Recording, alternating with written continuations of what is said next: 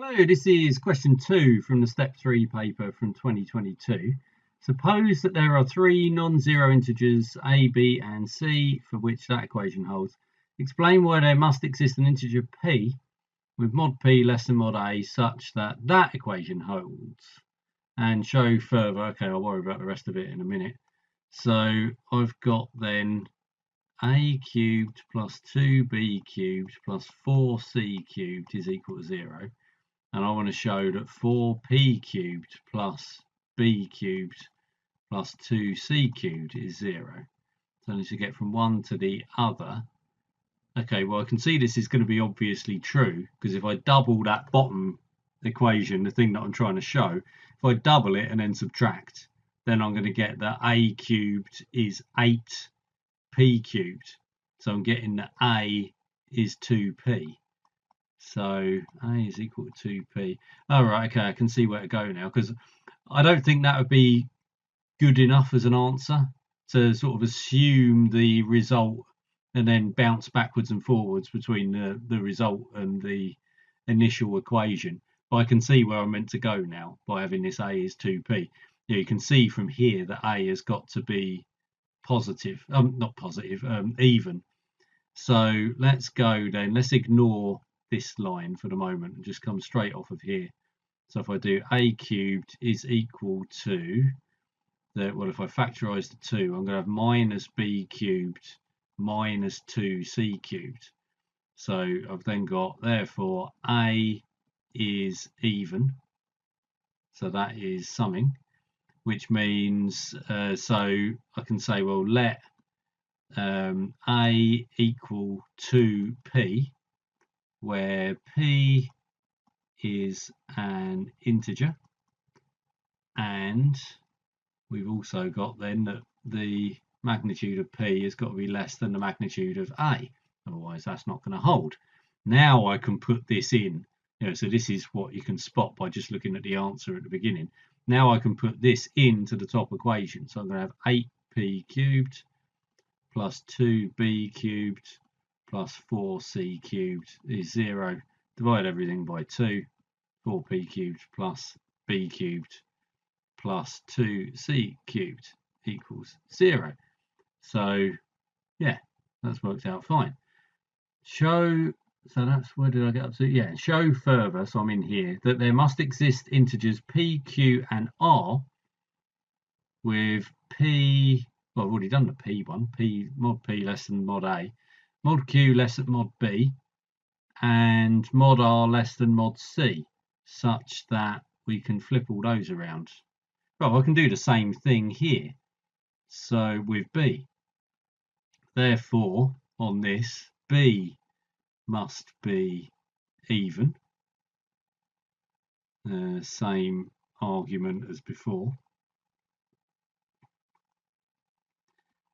So I can say then, well, I got p, q, r, b must go with q, mustn't it? So let's say let b equal to q, which means I'm going to then get 4, well, I can divide everything by 2 again. I'm going to get 2p cubed plus 4b q cubed plus c cubed is 0.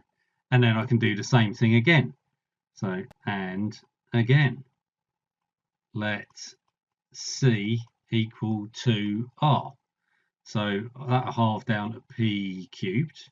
That'll halve down to 2q cubed. And that will halve down to 4r cubed is equal to 0. Right, so we've just done the same thing 3 times. That's fine. Is that all of it? No. Deduce that no such integers a, b, and c can exist. Right, so we've gone from a cubed. Right, so that's the same equation, except we've replaced a's with p's, b's with q's, and c's with r's, which means we could keep doing this forever. So, right, how am I going to turn that into words though? Maybe a contradiction might be a good way to go on this.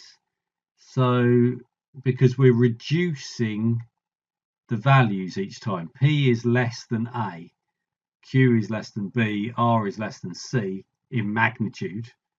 So let's say then, so assume we've got, assume that we have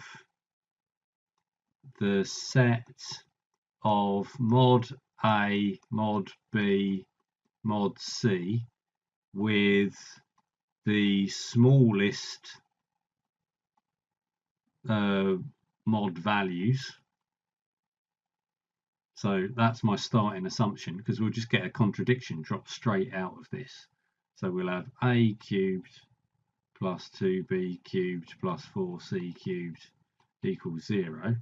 And then, but we would have p cubed plus 2q cubed plus 4r cubed equals 0, where mod p is less than mod A and mod q is less than mod B and mod R is less than mod C. So that is a contradiction. Okay, right, so that's dealt with part 1. That was quite a nice little starter. So now for part 2, prove that there are no non-zero integers a, b, c for which 9a cubed plus 10b cubed plus 6c cubed is equal to 0. Okay. So what do I do with this then? I mean, we've got factors of 3 there, so that could be the thing. I'm just wondering, because we've got 2 of them that are even as well. But if I went off the even ones and said that 9a cubed is even, but that's not telling us anything useful. Well, it tells us that a's got to be even, so that would be something, wouldn't it? So yeah, a's going to have to be even. Do I want to go that way, or do I want to go? Trouble is, I'm going to end up getting stuck with that 9, isn't it? If I go down the even route, I'm just thinking of what we did before. You know, I said that a is then even. I'm still going to have. Is that just going to get in the way? Am I better off doing 3s? If I did powers of 3, multiples of 3, I mean, then I'd have that b would have to be a multiple of 3, and then I can cancel 3s in everything. So I think that's going to be better than going for a being even. I don't know. Let's give it a go. Let's see if that's working. So I'll be saying then that 10b cubed is 3 lots of minus 3a cubed and then minus 2c cubed. So therefore b cubed is a multiple of 3. So therefore b is a multiple of 3, because, you know, 3 being prime and all of that. So that's given me that. So I can then say, so b, well, let's match that up with q then. So b is equal to 3q, where mod q is less than mod b. I'll do much the same as what I did before. So I can put this in and say 9a cubed plus, oh wow, I'm going to have 270 of those. 270q cubed, that worries me a little bit, plus 6c cubed equals 0. Divide through by 3. So, you know, it's fitting with why I picked all of this. So 3a cubed plus 90q cubed plus 2c cubed is 0. So now I can do the same for c. So therefore c is a multiple of 3 by exactly the same argument. So I can say that c is equal to 3r, where mod r is less than mod c, and then go in again. So 3a cubed plus 90q cubed plus, so this is going to be 54r cubed is equal to 0. Divide by 3 again. A cubed plus 30q cubed plus 18r cubed is 0. Therefore, we've got that a is a multiple of 3. So it's just again repeating. But this is looking promising though. Multiple of 3. So now we'll have p. So a is equal to 3p, where mod p is less than mod r. Not r, a. Sort of pens jumping around is putting me off. And then I get 27 p cubed, not a cubed, p cubed, plus 30q cubed, plus 18r cubed is equal to 0. Divide by 3 again, 9p cubed, plus 10q cubed, plus 6r cubed is equal to 0. And we're back at the start. So I've now got exactly the same justification that I had before with contradiction. I won't write it all out again. But yeah, because we ended up back at that same equation, but we've swapped ABC for PQR, can say the same thing. That if ABC are our smallest mod values, if that's our assumption, then we can always find a smaller set. So we've got a contradiction. Right, okay, so that was nice. So I just got us to do the same thing again. Assume they're building up to something though. They're not just going to get us to do the same thing 4 times, are they? By considering the expression 3n plus or minus 1 all squared, prove that unless an integer is a multiple of 3, its square is 1 more than a multiple of 3. Okay, so that's fine. This is a fairly standard starter, but it is only the first part of this bit of the question. So all integers are, well, they're either are 1 of 3n, 3n plus 1, or 3n minus 1 for integer n. Integer n. Okay, right, because they're always going to be in blocks of 3, aren't they, if we're doing multiples of 3. So you're going to have a multiple of 3 or 1 more or 1 less than a multiple of 3. So that means we're going to, what am I trying to show again? So unless an integer is a multiple of 3, its square is 1 more than a multiple of 3. Right, so we got 3n all squared is 9n squared. So multiple of 3. Or we've got 3n, well, let's do it as one bracket. That's going to be 9n squared plus or minus 6n plus 1. So which is 3n squared plus or minus 2n plus 1, which is 1 more than multiple of 3. Oh, come on, pen. Multiple of 3. Right, okay. So that's given us, that's all I want, isn't it? So prove that unless an integer is a multiple of 3, its square is 1 more than a multiple of 3. Right, so yeah, we've done that. Deduce that the sum of the squares of 2 integers can only be a multiple of 3 if each of the integers is a multiple of 3. Right, okay, so we want to add up 2 squares and get a multiple of 3. Right, okay, so well, we can see this. I mean, it's if we're adding up 2 of these things. So we are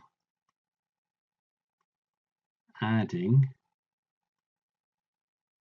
2 of these 3 options. So we either get a multiple of 3 if we do the top one twice. We get a multiple of 3 plus 1 if we do the top one once. And we get a multiple of 3 plus 2 if we do the top one 0 times. So the only way we're going to get a multiple of 3 is if we add up the top one twice. So we have to have two multiples of 3 added together, or the squares of two multiples of 3 added together in order to get another multiple of 3. Right, okay. Hence proved that there are no non-zero integers, a, b, and c, for which a squared plus b squared equals 3c squared. Right, so if we're going to get that, we're saying that a and b have got to be multiples of 3. So if a squared plus b squared equals 3c squared, then a and b are multiples of 3. So therefore a equals 3p and b equals 3q. So just sort of whap all of this in. So that's going to give 9p squared plus 9q squared equals 3c squared. So that means we've got 3p squared plus 3q squared equals c squared. So that means we're going to get, well, c is going to have to be a multiple of 3. So therefore c is multiple of 3. So c equals 3r, which means we're going to have 3p squared plus 3q squared. You can see where this is going. We're going back to exactly the same as we've had before. P squared plus q squared equals 3r squared. So that can't work for exactly the same contradiction argument that we had in part 2 and in part 1. So we are still more or less doing the same thing, but that's done part 3.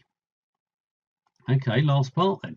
Prove that there are no non-zero integers a, b, and c for which a squared plus b squared plus c squared is equal to 4abc. Right, okay. Right, so I mean you can see we've got some similarities kicking around here, but I want to show, what do I want to show? I mean it looks a bit like the last question. So do I want to do something like that? Go in and do a, what would I do, a 4n? The trouble with 4n's are going to leave stuff out though, isn't it? If I'm just doing 4n plus or minus 1, because that'd be in blocks of 4, I'd have to have a 4n plus 1, 4n minus 1. But then how do I get a, well, how would I get a 2 out of that? I wouldn't be doing all numbers, would I? So maybe I want to do a 2n rather than a 4n. Because, I'm thinking about that, right? Now, if I did a 4n plus or minus 1, then if n was 0, then I'm getting a minus 1, a 0, and a 1. And then if n was 1, I'd be getting a 3, a 4, and a 5. So I wouldn't have a 2. I wouldn't have a 6. So maybe I'll just do a 2n. But is that going to give me what I want? Don't really know.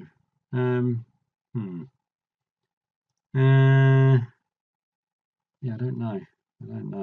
Let's try doing, well, I'll try it with a 2 and see what happens.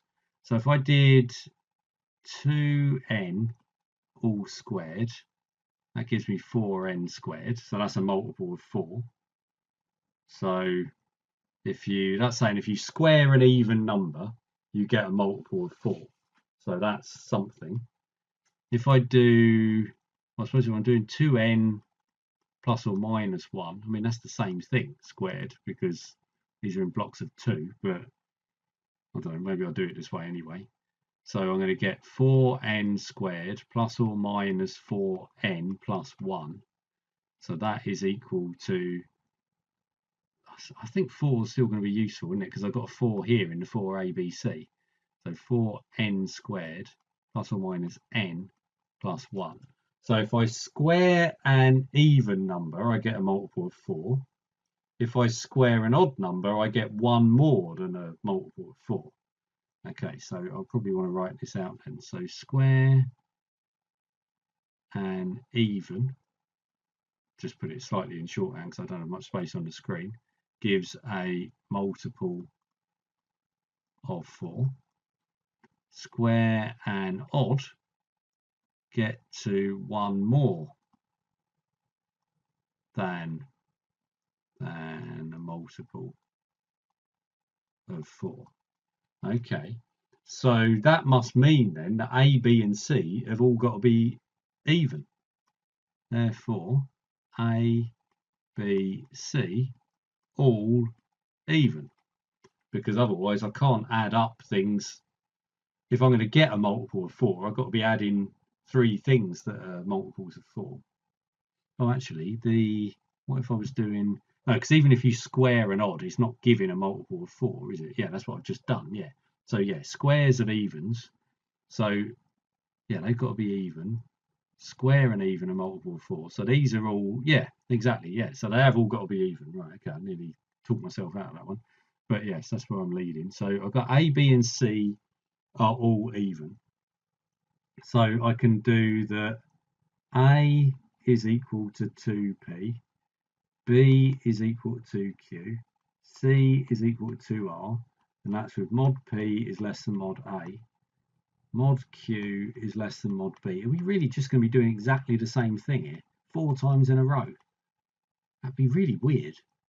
So if I got all of these and I put them in, then I'm going to get 4p squared plus 4b, not b, q squared plus 4r squared is going to be equal to, so that's going to be 4 times 8, 32 pqr. Divide through by the 4s, p squared plus q squared plus r squared. So I haven't got the same thing. Right, the equation's changed. So this is the first time where I've got something different at the end of the working out to what I had at the beginning. All of the others, we duplicated the equation but replaced the ABC with PQR. Now I've got an 8 rather than a 4. So my contradiction argument that I've used in the first 3 parts is not looking so hot now. That's not going to cut the mustard, is it? So I need a different reason here, but we're still reducing down. We're still saying something. What are we saying? Wow, yeah, okay. We have got something new here. Did we have this before? We didn't have this before. Here we know that ABC have got to be greater than 0 as well, haven't we? Because we could have 2 of them negative. No, we could have 2 of them negative, couldn't we? Yeah. I don't know whether that would make any difference anyway, would it? I mean, we've got this modulus that's decreasing, but the modulus of these things can't drop below 1 because they're non-zero integers. So we've got a minimum that we can get to. So that's probably going to be enough to put together an explanation for this. I don't think I'm not confident of using the contradiction one because of that change of the 4 to the 8, but I might be able to use some kind of descent argument on this because we're going down A to P and then down again and then down again, you know, through various letters. And every time we're doing this, we're reducing the modulus as we descend. But the modulus can only reduce so far. So there is a limit because we have to stop at mod 1. We can't go any further down, you know. So 1, I mean, P could be a 1 or it could be a -1, but we stop being able to do this when, if we reach P is -1 or 1, we can't do this step anymore. So there is a descent argument that I probably could have used that in the previous ones actually, but the contradiction one just seemed to be that little bit easier. So let's go with, okay, so if I say, first of all, this process can be continued ad infinitum. So that's a good starting point. So because if we're going to do a descent argument, we need to say this could go on to ever, go on forever.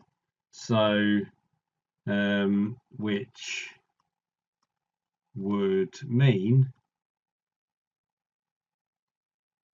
an ever descending sequence of modulus values. Modulus, well, modulus integer modulus values. So integer modulus values. However, we cannot descend below well, mod 1. So mod p is less than 1. So therefore we cannot have a bounded infinite sequence. In a bounded infinitely decreasing sequence. Okay, maybe not a therefore there. Let's say, but we cannot have a bounded infinitely decreasing sequence. Therefore, no solution to the equation out of screen. Right, let's just read through that again and see if that makes sense. So we can continue that process. So if we did that again, okay, we got to this p squared plus q squared plus r squared equals 8 pqr, but we could do it again to the next set of letters and say, well, s squared plus t squared plus u squared is 16 stu. Okay, that's fine. But again, we would have dropped down to mod s would be less than mod p, and then we could do it again, and then we could do it again, and we could just keep on doing it. But we are bounded. We got that infinite process that we can go through. So this process can be continued ad infinitum, meaning an ever decreasing sequence of integer modulus values. Yeah. However, we cannot descend below mod p. Well, I should say equals to 1, probably. Equals 1. And we cannot, let's put and in there. And we cannot have a bounded infinitely decreasing sequence. So no solution. Right, okay, that was the tricky part of that question, I think, was getting those explanations on there. I mean, the contradiction ones were quite nice for parts 1, 2, and 3. But yeah, it just didn't really stack up in the last part. But otherwise, with the algebra, they've just got us to do the same algebra again and again and again. We've just done the same thing 4 times in a row. So yeah, interesting question though. It's certainly something a little bit different to what we're used to.